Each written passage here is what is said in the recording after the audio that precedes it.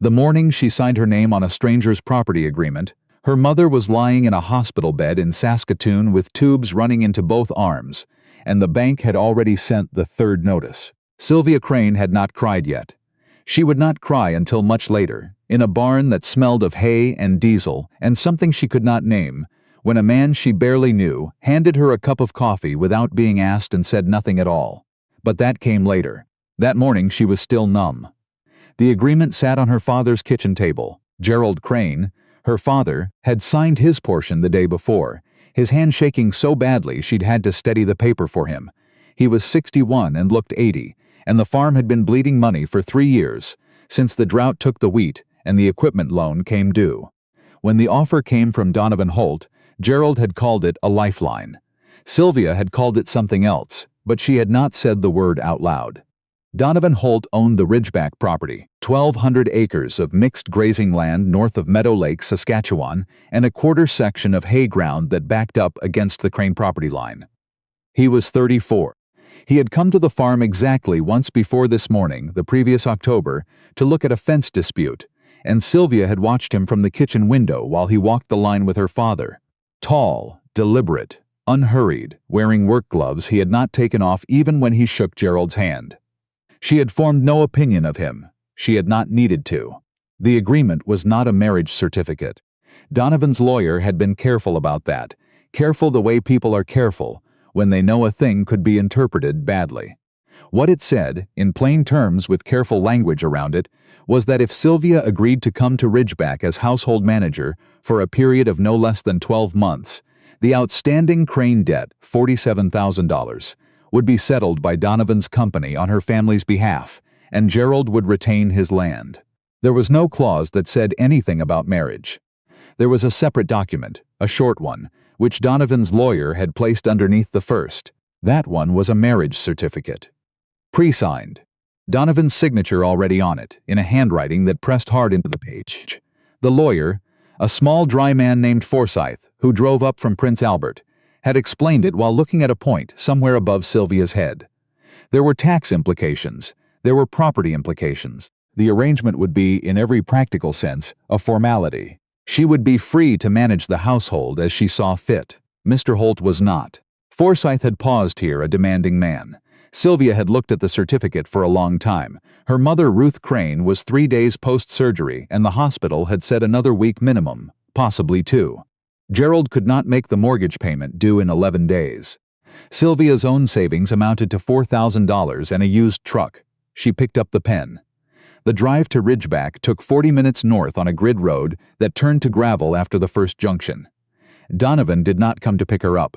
He sent a man named Burrell, who worked on the property and said perhaps 12 words during the entire drive, which Sylvia appreciated.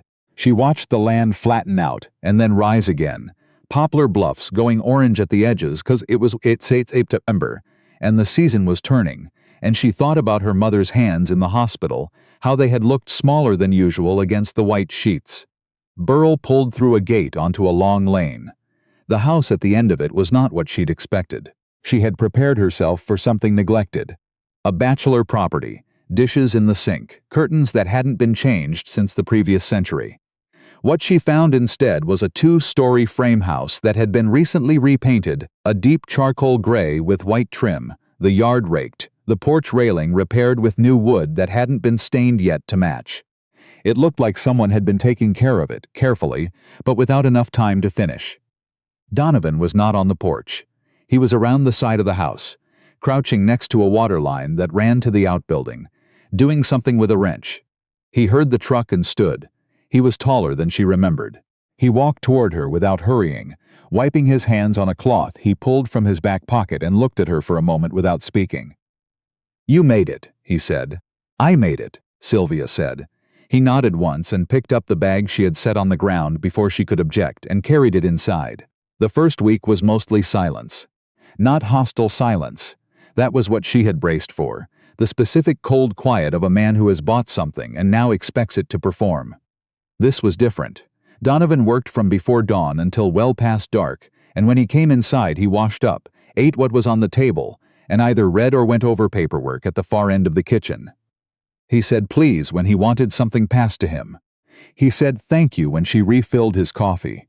He did not ask her anything personal, and he did not offer anything personal, and for the first several days, Sylvia found this both a relief, and, in some way she couldn't articulate, more unsettling than hostility would have been. She managed the house because that was the agreement, and because she needed to keep her hands occupied. She found the kitchen well stocked and organized in a system that was logical if you knew it, which she took time to learn.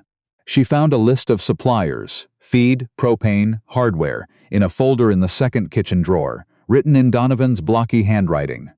She found that the laundry room had a window that looked north toward the tree line, and that in the early morning, before Donovan came in for breakfast, it was the best room in the house.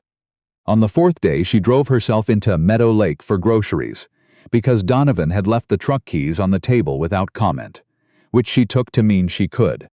In the cereal aisle, she ran into a woman who introduced herself as Patricia Dunn, who ran the feed co-op with her husband and knew everyone for 40 kilometers in every direction. "You're at Ridgeback," Patricia said. It was not a question. "Yes," Sylvia said. Patricia looked at her with the particular interest of a woman who has made up her mind to be kind and is deciding how. "Donovan's good people," she said finally. "He doesn't show it the way other people do, but he is." Sylvia thanked her and pushed her cart to the next aisle, and stood looking at a shelf of canned tomatoes for longer than necessary. She called her father every evening. He was managing. A neighbor's daughter was coming in to help with meals. And Ruth was improving. The infection had cleared. The doctors were talking about discharge by mid-October. Sylvia listened to all of this and said the right things, and after she hung up, she stood by the laundry room window in the dark and let herself feel how far away she was from everything familiar. She did not let herself feel that for long. It was a discipline she had learned early and kept sharp. What she noticed instead, slowly over the second week, and then the third, were small things about Donovan. That he fixed the latch on the gate before she had mentioned it was sticking.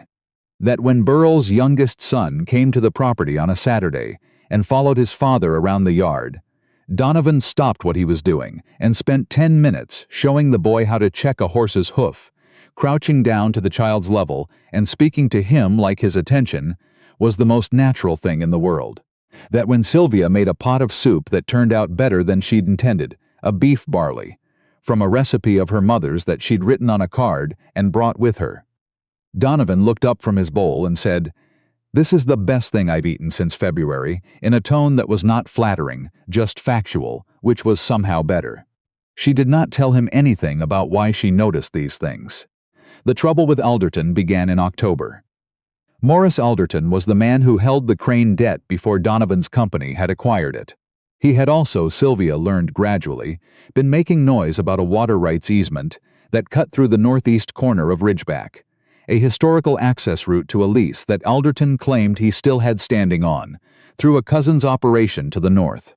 Donovan had not mentioned this to her. She found out because Patricia Dunn mentioned it at the co-op, because in a small rural community information moves the way water does, finding every low point. She asked Donovan about it that evening. He was at the kitchen table with a map and a set of documents, and he looked up when she came in and set a cup of coffee at his elbow without being asked, which she did without thinking about it, and only registered afterward. "Alderton's been talking," he said. "Patricia told me." He was quiet for a moment, turning his coffee cup on the table. "It's a paperwork problem," he said finally. "The easement lapsed. His cousin never registered the renewal. I've got a surveyor confirming the dates. Why didn't you tell me?" He looked at her with an expression she was still learning to read. Not guarded, exactly, but careful. "It didn't affect you." "I'm here," she said. "It affects me." Something shifted in his face. Not dramatic. Donovan didn't do anything dramatically, but it shifted. "You're right," he said. "I should have told you." She sat down across from him and looked at the map. He showed her the easement boundary, the registration dates, the gap in Alderton's filing. He explained it clearly, without over-explaining, as though he'd simply been waiting to be asked. They sat there for an hour and a half, while the temperature outside dropped, and the wind started coming off the flats, and the kitchen was warm. And at some point, she stopped looking at the map and started looking at him, at the way he tapped the page when he was working something out, at the line of his jaw and the steadiness of his voice, and she thought, "I know nothing about this man." And then, before she could stop it, The next thought, I want to. She went upstairs to her room and lay on her bed with her heart doing something she didn't have a name for, and stared at the ceiling for a long time. Alderton came to the property the following week. He was a broad man with a way of standing that filled more space than necessary, and he brought with him a younger man who said nothing and stood slightly behind, and to the right, which Sylvia recognized as a specific kind of show. She had been in the yard when they pulled up, checking on the kitchen garden before the first hard frost took what was left of it, and she straightened and looked at them without stepping back. I'm looking for Holt, Alderton said, with the particular tone of a man who did not expect to have to deal with women. He's in the north field, Sylvia said. I can radio him. I'll just head up. He's working, she said. I'll radio him. Alderton looked at her then, really looked at her, and she saw the moment he calculated what she was and decided what to make of it. You the new wife, he said. It was not a question, and it was not kind. She held his gaze. I'm Sylvia Holt, she said, which was the name on the certificate, and the first time she had used it out loud. It felt strange in her mouth, and also, she noticed this, not wrong. I'll let Donovan know you're here. She went inside and radioed Burrell, who radioed Donovan, and then she put the kettle on because she needed something to do with her hands, and because she had been raised to offer people tea even when she did not want them in her yard. Donovan arrived 20 minutes later, still in his work jacket, and Sylvia watched from the kitchen window as he and Alderton stood near Alderton's truck. She could not hear the words. She could read the posture. Alderton's broad and pushing forward, Donovan still, neither backing up nor pushing, just standing in it the way he stood in everything. After a while, Alderton made a gesture with his hand and got back in his truck and drove out. Donovan came inside and accepted the tea she had ready without appearing surprised by it. He'll escalate, Donovan said. I know. He looked at her over the rim of the cup. You handled yourself out there. I just told him to wait, she said. That's not nothing, Donovan said. The escalation came in the form of a letter from a law office in Prince Albert, claiming that the Crane debt acquisition had been structured in a way that violated a prior lien held by an Alderton-affiliated company, and that therefore the property transfer arrangement was subject to challenge, which, if it succeeded, would void the settlement of her family's debt. Sylvia read the letter 3 times at the kitchen table while Donovan sat across from her and watched her read it. This can unravel the whole thing, she said. Not a question. His lawyer is good, Donovan said. Ours is better, Donovan. She set the letter down. If this falls apart, my parents lose the land, the debt comes back. I know, he said. You knew this was possible when we made the arrangement. A long pause. Yes. She stared at him. Why didn't you? Because I wanted to help you, he said, simply, without flourish, as though it were the most obvious thing in the world to say. Your father was going to lose everything. There was a way to stop that. I took it. The Alderton problem was mine to manage, not yours to carry. She felt something loosen in her chest that she hadn't known was wound tight. It's mine now, she said. He nodded slowly. I know that, he said. I'm sorry I didn't say so sooner. The meeting with the lawyers happened in a boardroom in Saskatoon, which meant Sylvia could see her mother the same day. Ruth, by then home from the hospital and moving slowly but steadily around the Crane farmhouse, who hugged Sylvia at the door for a long moment and said nothing, because nothing was necessary. Gerald shook Donovan's hand in the kitchen, and Donovan accepted the handshake without any performance around it, which Gerald noticed. Sylvia could see him notice it. The boardroom was not frightening to her. She had spent years managing her father's accounts before the drought, years of meetings with grain buyers and bank officers and equipment dealers, and she knew how to sit at a table and listen for the seams in an argument. Donovan's lawyer, a composed woman named Bridget Caro, who wore good shoes and had a habit of capping and uncapping her pen when she was thinking, had laid out the documentation 3 weeks earlier, and Sylvia had read all of it. She had also found, in a filing she asked to see, a registration gap in Alderton's chain of title that was separate from the easement issue, and she had flagged it for Bridget Caro in an email, and Bridget had written back, "Where did you find this?" At the table, Alderton's lawyer presented for 22 minutes. Bridget listened with the pen moving. When it was her turn, she laid out the counter-argument in 10 minutes, clean and specific, and used the registration gap in the 4th point. Alderton's lawyer asked for a recess. They recessed for 40 minutes. When they came back, Alderton was looking at a point somewhere past the far wall, and his lawyer said they would need to discuss settlement. Outside in the parking lot after, Donovan stood beside her on the pavement and didn't say anything for a moment. "You found that registration issue," he said. "Bridget found it," Sylvia said. "I just pointed." "Sylvia." She looked at him. "You won that in there," he said. She felt heat in her face and looked away at the street. "We won it," she said. "Your documentation was solid. You know what I mean." She did know what he meant. She also knew something else, standing in that parking lot in the October cold, that she had been afraid, coming into this arrangement, of losing herself in it, of becoming something defined entirely by the circumstances that had forced her here. And instead she had found herself doing the thing she was actually good at, in a place that had given her room to do it, beside a man who had stepped back to let her, and then told her plainly that it had mattered. She didn't say any of that. She looked at the street for a while longer, and then she said, "I could eat. Do you know anywhere decent near here?" Donovan said he knew a place. They walked there without hurrying, on a street lined with elms that were dropping their last leaves in the cold afternoon. And she put her hands in her jacket pockets and felt, for the first time since September, that the distance between where she was and where she needed to be was something she could manage. November came in hard the way November comes on the northern prairies, without apology. The yard froze.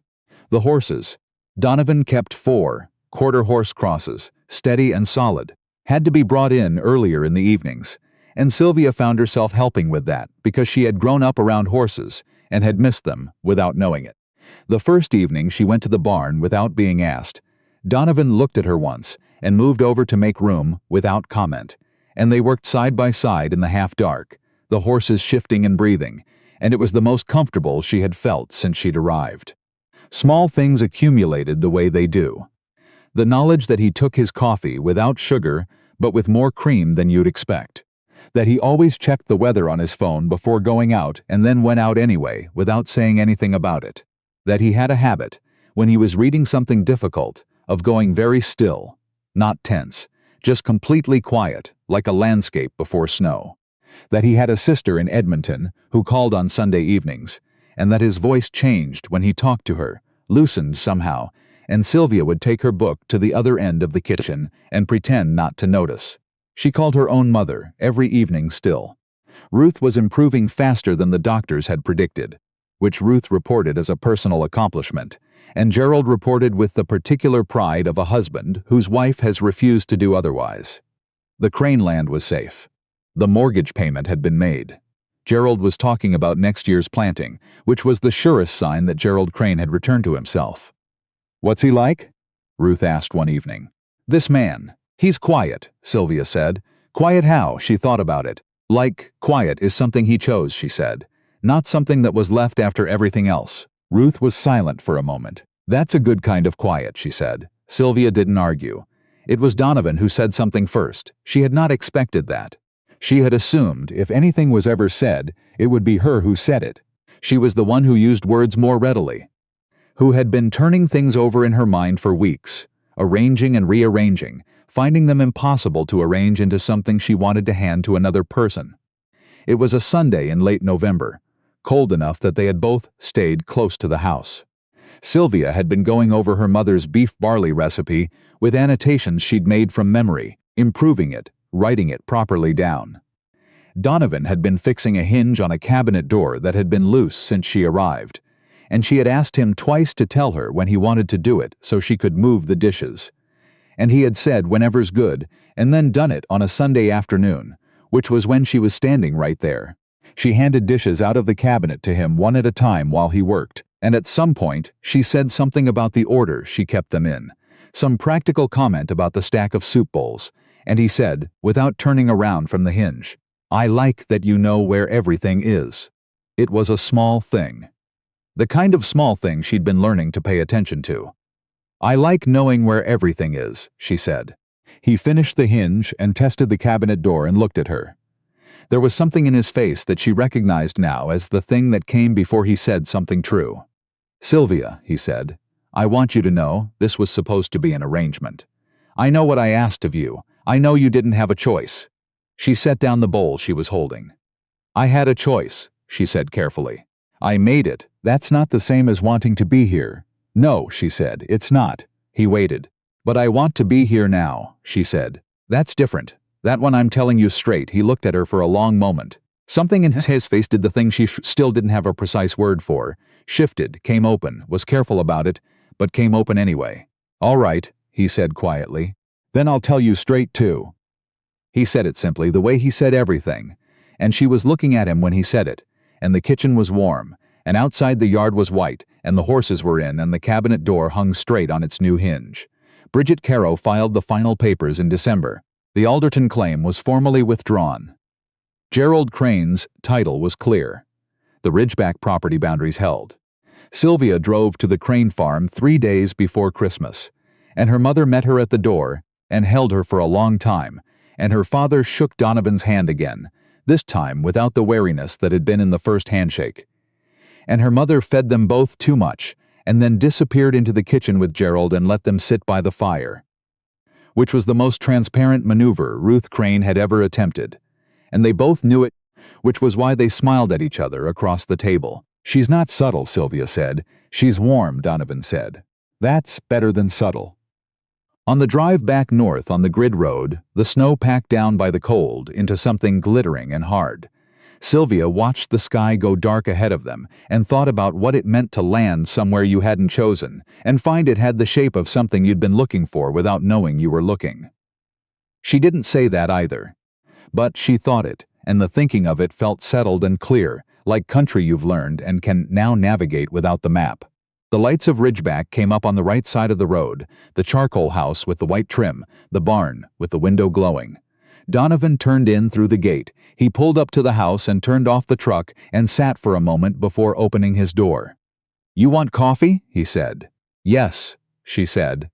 They went inside, and the door closed behind them, and the snow came on again softly, and the night outside was quiet in the way of country that doesn't need to announce itself.